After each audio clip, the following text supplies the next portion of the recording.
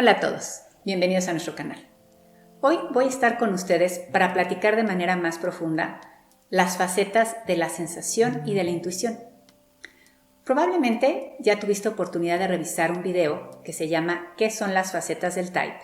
Y se refiere a aquellas características o aquellos matices que nos ayudan a identificar probablemente que eres efectivamente una preferencia o que ya has tenido la oportunidad de flexibilizarte.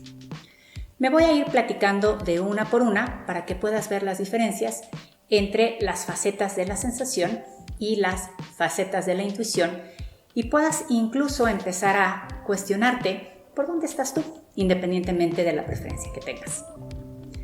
La primera faceta se refiere a concreto o abstracto. Las personas que tienen una faceta concreta tienden a ser mucho más descriptivas, mucho más puntuales y sumamente literales. Las personas que tienen una faceta abstracta normalmente tienden a ser un poco metafóricas.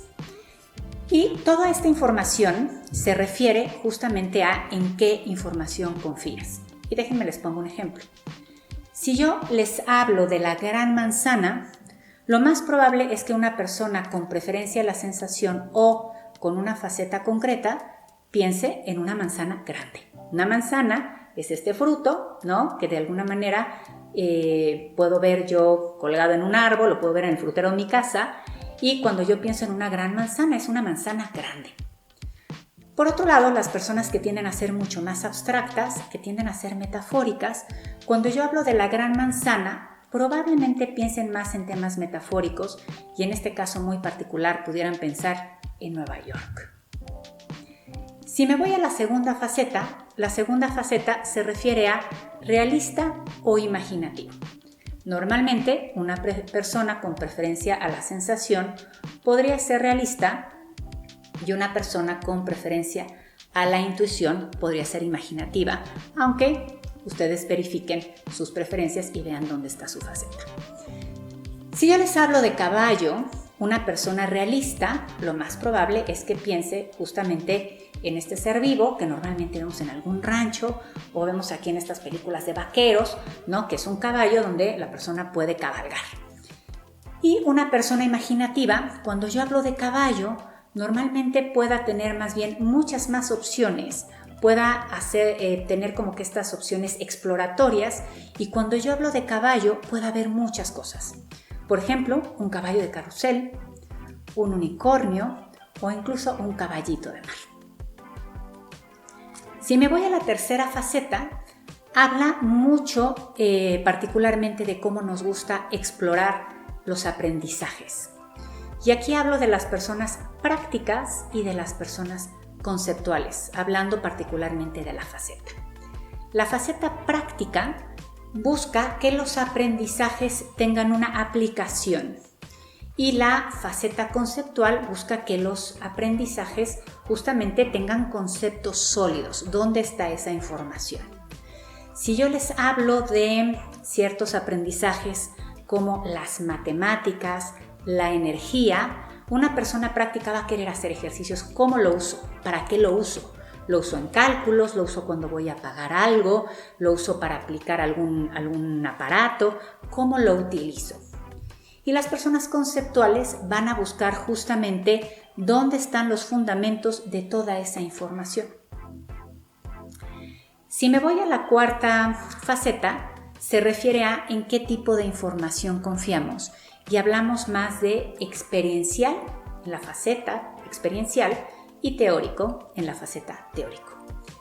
Las personas experienciales van a confiar en la información que pueden aplicar, que pueden usar, que pueden de alguna manera trabajar en un momento a otro. Y la persona teórica te va a buscar dónde están los autores, quién dijo eso, dónde se dice, cuáles son las evidencias que tengo. De alguna manera se parece un poco a la faceta anterior de práctico y conceptual, pero práctico y conceptual habla del aprendizaje y experiencial y teórico habla más bien de la aplicación de la información. Entonces nos ayuda mucho a trabajarlo de una manera conjunta. La última faceta se refiere a tradicional y original. y es un poco el valor que le damos a la información y qué significado nos arroja. Cuando hablamos de tradicional, las personas que tienen normalmente una preferencia S ven la información y si hay información consistente, lo ven de alguna manera con una interpretación continua. Déjenme ser un poquito más clara, hablando de una cena navideña. Si yo le hablo a una persona tradicional y le digo, ¿qué ves cuando yo te platico cena navideña? Una persona tradicional me va a hablar a lo mejor de un pavo. Y cuando yo le pregunto a una persona original, ¿qué ves cuando yo te digo cena navideña? Probablemente me diga cualquier cosa.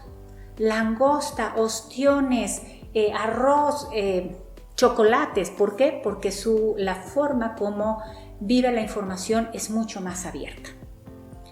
Si se fijan aquí, hablar de estas facetas se vuelve luego un poco complejo, porque cuando hablamos de la SN se refiere a lo que pasa en nuestra cabeza. Las facetas anteriores de la extroversión y la introversión se refiere a más de lo que hace la gente afuera en la interacción con los otros, y la SN nos ayuda mucho más a entender cómo pienso, qué veo cuando veo cierta información, cómo interpreto la información que fluye y la que reviso consistentemente. Entonces espero que esta información haya sido de valor, que puedan de alguna manera empezar a explorar de una manera mucho más puntual y sobre todo se pregunten cómo piensan, qué ven cuando ven información, qué ven o qué escuchan cuando alguien les conversa algo y que puedan de alguna manera empezar a tener este filtro y que puedan identificar de una manera mucho más clara todos estos matices de sus preferencias.